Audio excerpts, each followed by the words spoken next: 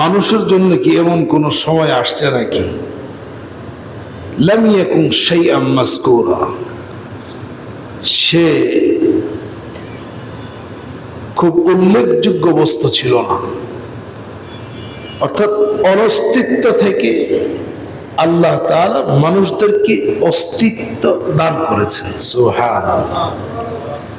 অর্থাৎ এটা অনস্তিত্ব, এর কোনো অস্তিত্বই নেই, সেই অনস্তিত্ব যার কোনো আলোচনাই নেই, সেই অনস্তিত্ব থেকে আল্লাহ বলেন আমি না তাকে অস্তিত্ব দান করছি। সুবহানাল্লাহ। সে এমন এক অবস্থা ছিল এটা কোনো উল্লেখের মতো না, অনস্তিত্ব, এর কোনো অস্তিত্ব নেই। আল্লাহ বলেন হাল আতা আলাল ইনসান, মানুষের উপর কি এমন কোন সময় আসছে যে উল্লেখ করার মতো? বলেন, উল্লেখ করার মতো কিছু ছিল? অনস্তিত্ব, কোন অস্তিত্ব নাই। সে অনস্তিত্ব থেকে রব্বুল আলামিনের রহম করম আমাদেরকে অস্তিত্বে আসার তৌফিক দান করেছে।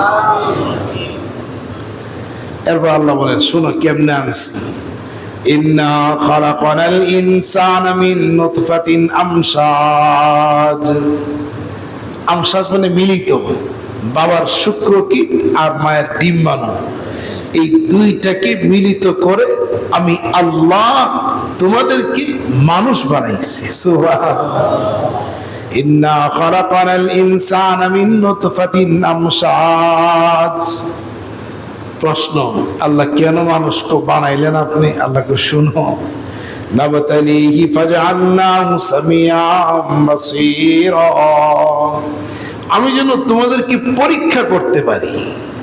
তাহলে আমাকে অনস্তিত্ব থেকে অস্তিত্বের মধ্যে নিয়ে আসছে, মায়ের গর্ভে দান করছে, মায়ের গর্ভ থেকে পৃথিবীতে আসার তৌফিক দান করছে। কেন কেন বলেন? নাবতালি, পরীক্ষা। বলেন কিসের জন্য? বলেন পরীক্ষা করার জন্য। সে কি আমাকে মানে নাকি কাকে মানে? ইবাদত করে নাকি ইবাদত ছাড়া থাকে? আমার গোলামি করে নাকি নাফরমানি করে? এই পরীক্ষার জন্য মহান রব্বুল আলামিন আমাদেরকে মানুষ বানাইছেন। বলেন সুবহানাল্লাহ।